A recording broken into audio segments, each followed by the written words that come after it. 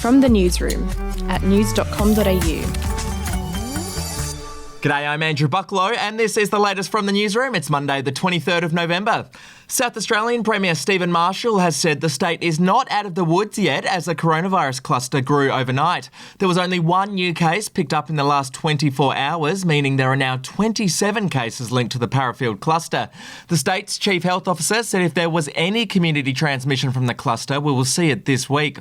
To New South Wales now, and police swarmed a Sydney high school after a 14-year-old student was stabbed multiple times this morning. Police were called to Arthur Phillip High School in Parramatta just after 8 a.m. Police believe the boy was the victim of a targeted attack by another 14-year-old who was yet to be found. The injured teen was taken to hospital with wounds to his arm and back. To follow the story live, you can head to news.com.au. Overseas now, and US President Donald Trump has dumped one of the lawyers who's been fighting to keep him in power. Sydney Powell was sacked, with one campaign official telling the Washington Post she was too crazy even for the president. In the last week, Ms. Powell has made a series of bizarre claims about why Mr. Trump had lost the election, including that it was due to intervention by the late dictator of Venezuela, Hugo Chavez, who died in 2013. Here she is last week. The massive influence of communist money through Venezuela, Cuba, and likely China in the interference with our elections here in the United States.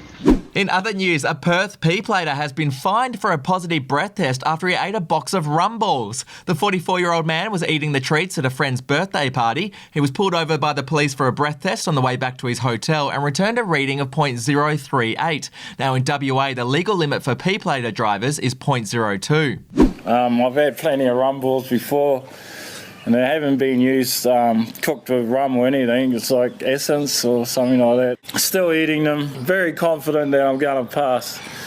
Turns out I didn't. The man was given a reduced suspension of 3 months and fined the minimum amount. To entertainment, and a few radio changes were announced today. Now, Beck Judd won't be returning to the 3 p.m. pickup on the KISS network next year. Instead, she'll be replaced by Kate Langbrook. And there's a new breakfast show for Today FM in Sydney next year. It'll be hosted by Dave Hughes, Ed Cavalier and Erin Molan. And finally, there's some sad royal news. Prince William and Kate Middleton have announced that their dog Lupo has passed away. The couple said that the English Cocker Spaniel had been at the heart of their family for the past 9 years. The dog often appeared in photos alongside them all, and in particular with Prince George. That's it from the newsroom. We'll be back with another update in the morning. Your headlines from news.com.au.